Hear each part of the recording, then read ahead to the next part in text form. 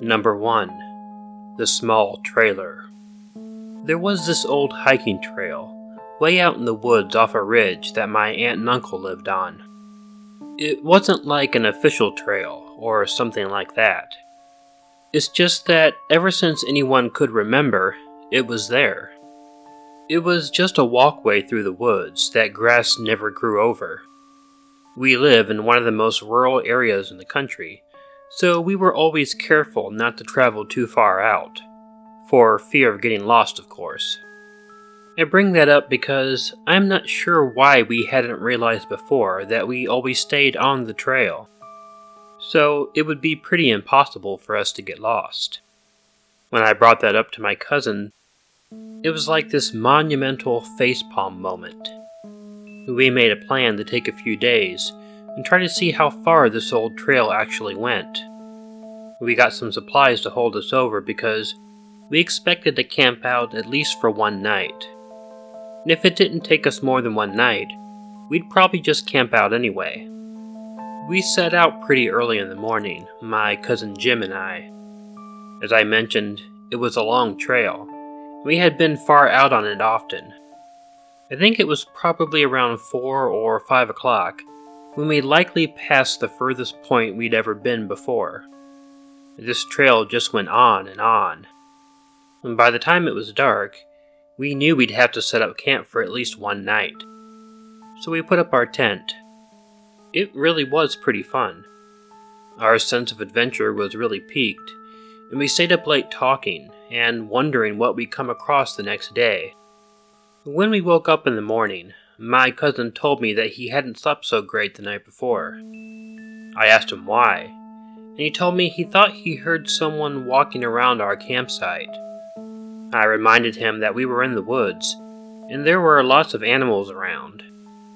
Best not to let his imagination run away with him. This seemed to relax him a bit as we got up for the day. At around noon, we noticed something really strange up ahead of us, yet off of the trail. As we got closer, we realized it was one of those small, little silver Airstream trailers. It was really old and, we assumed, abandoned. We got up to it, and I wanted to take a closer look and maybe go inside. Jim didn't really want to. He kept telling me that I didn't live in the country, and didn't know that there were still people who lived way out in the hills. I didn't care though. I was positive it was abandoned, but told him I would knock on the door first. I knocked on the door and waited. No answer. I knocked again, and again no answer. I grabbed for the door latch, with Jim protesting the entire time. I pulled the latch and immediately got hit by a nasty smell. I stepped up into the extremely hot trailer. It was a tiny one-room affair. Against one wall was a makeshift kitchen and a counter. The near wall had a bench on it. There was a tiny bed at the far end, and a tiny door that I guess was to a toilet. There were filthy clothes everywhere. There were nasty dishes in the sink and counter. I didn't figure that the smell was coming from the clothes or the dishes, though. I thought it was coming from the toilet area. I guess it made sense why that would smell. And I knew I shouldn't open the door. But something drew me to it, and I slowly approached it, my heart beginning to pound in my chest. I didn't expect to find anything, but the unknown is so frightening. I heard a noise behind me, and turned to see Jim step into the trailer. He was put off by the smell, but admitted his curiosity got the better of him. I turned back to the door. I slowly pulled the latch and opened it. And yeah, there was a small toilet in it, but no, that wasn't what was causing the smell. There was a very, very decayed corpse in the bathroom. I almost felt like vomiting, so I slammed the door shut. Leaning against the wall for a moment, I heard Jim frantically call my name. Turning to him, I saw him holding his Swiss Army knife. "It's my knife," Jim said. "Yeah, so?" I asked. "It was laying on the counter," he told me. He showed me it was engraved, so I knew it was his. We put two and two together and realized that somebody must have stolen it from his pack last night, and whoever that person was brought it back to this trailer. And whoever brought it back to that trailer lived in a trailer out in the woods with a corpse in his bathroom. We hurried and got out of there as quickly as possible. We hustled and we didn't camp that night. We kept going through the night and were half dead when we got back to the house in the following morning. But after that experience, we knew there was no way we would have gotten to sleep anyway.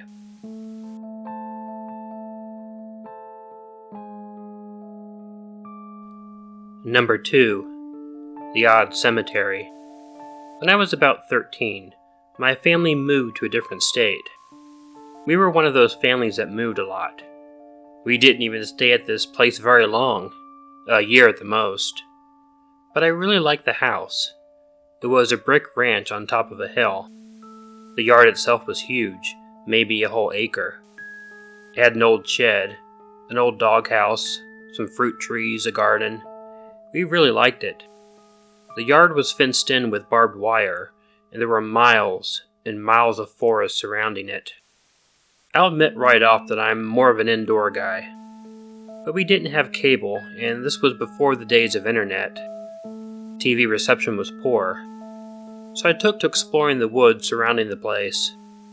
I used to find all sorts of things, depending upon which direction I went.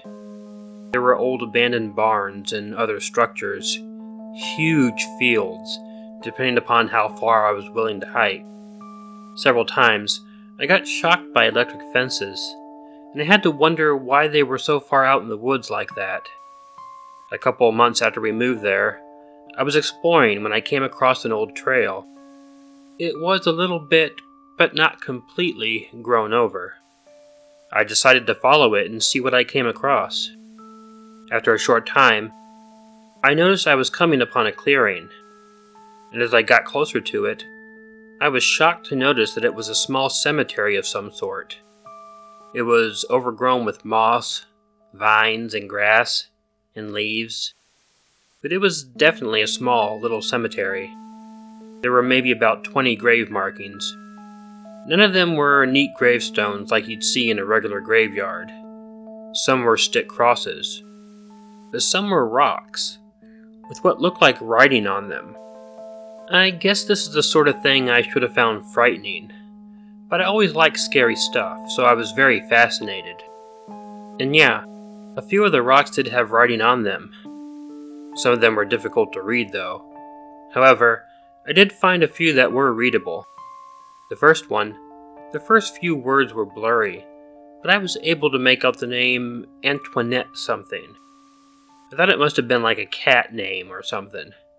The graves were too small to be people graves, so I had figured that I had stumbled upon a pet cemetery.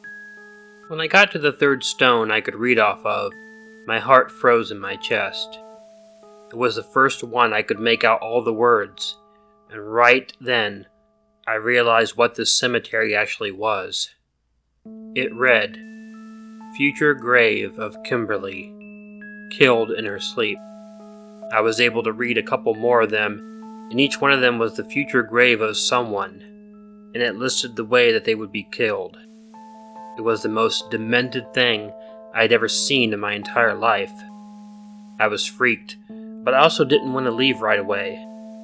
I read a few more, and then decided to get the hell out of there. It was a few months later on TV that gives me chills to this very day.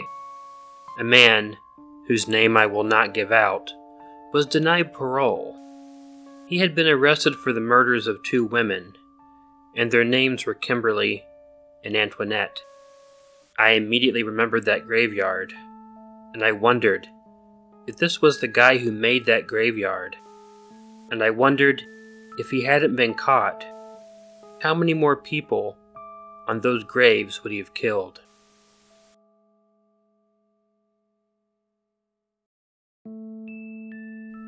Number 3. The Hiker and the Shack. I have only had one really scary thing ever happen to me, but it was a doozy. It happened when I was doing some off-trail hiking. One of my hobbies is exploring abandoned buildings, abandoned mines, and things like that. There was an old abandoned mine I had heard about that I had been wanting to check out for quite a while. I delayed it for a while because it was going to be quite the hike. But finally, I got the time and decided to go and check it out. It was a late 19th century mine, so I had always been worried about it collapsing or something. Mostly, I was worried it would be difficult to find, but I was able to get a map from another explorer online who said he had been there. There was a trail that I had to follow for a while, but the quickest way to get to my destination was to go off the trail. And, in fact, the map had me go off trail. I was pretty fortunate to not get lost.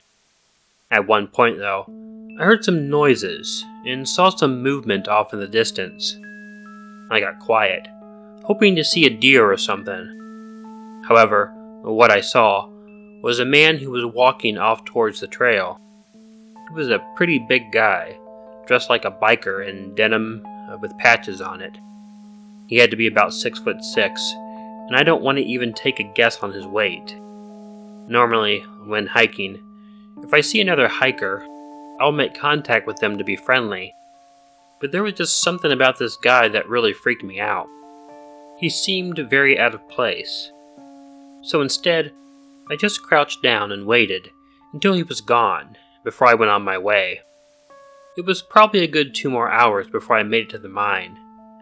I was excited. Outside the mine, there was a crumbling building. It was gray and rotted wood. I was curious about it, but decided to check out the mine before I checked out the building. The mine itself was pretty fascinating, but only really if you're into that sort of thing. I spent some time exploring it and then set off to go back. On the way out, I remembered I was going to check out the building. I was a bit concerned, because it really looked like it could crumble apart at any moment. But I decided if it was too unstable, I could just take a look inside and then leave. I opened the door, and immediately almost fell over.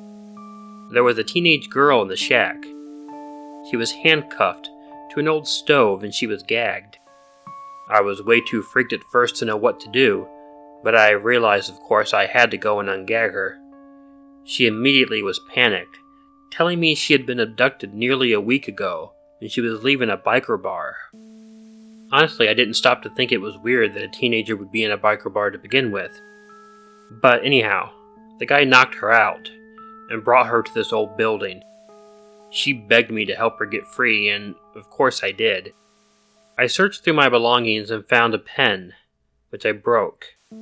Her handcuffs were single lock handcuffs, and I was able, after a considerable effort, to free her. She was still panicked and did her best to just run out of the building right away. I was able to calm her down a little bit, enough to ask her when the guy who kidnapped her was last there. It was about 5 hours earlier, she told me. She then described him to me, and I realized it was the big guy I had seen earlier in the night. I told her he was sticking to the trail, and I knew how to get out of the area off trail. I knew she had gone through a horrible experience and was terrified, but she would have to be as quiet as possible. She told me she understood, but as we left, I had to keep slowing her down, telling her it was essential that we be as quiet as possible. I kept worrying that when we got back to the place where I went off trail, that we would meet the guy on the trail. I kept a lookout, hoping we'd see him passing by towards the mine, so we knew we had more time to get away. But I didn't see him. We were on the trail for about an hour before we got to my car, but when we did, there was a pickup truck parked by it. The lady, whose name I won't reveal, told me it was his truck. I had to assume that the guy was either around, or he had gone back to the shack and we had missed him. We got into my car, and I drove her right to the police station. The biker guy was arrested. Turns out that he had kidnapped her in order to blackmail her dad to get some money from him. I don't know how that all turned out, but I do know the guy went to jail.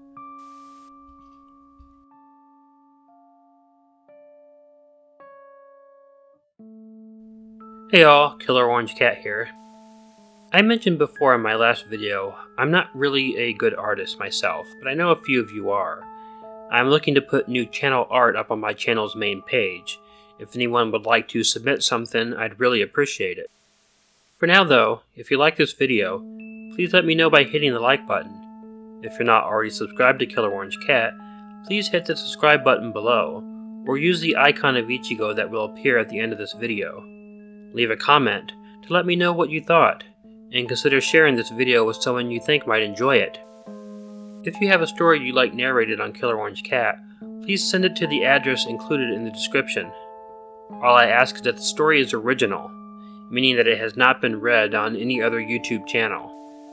In the meantime, don't forget to make sure to check in your closet and check under your bed, because you never know where a Killer Orange Cat might be hiding. Good night.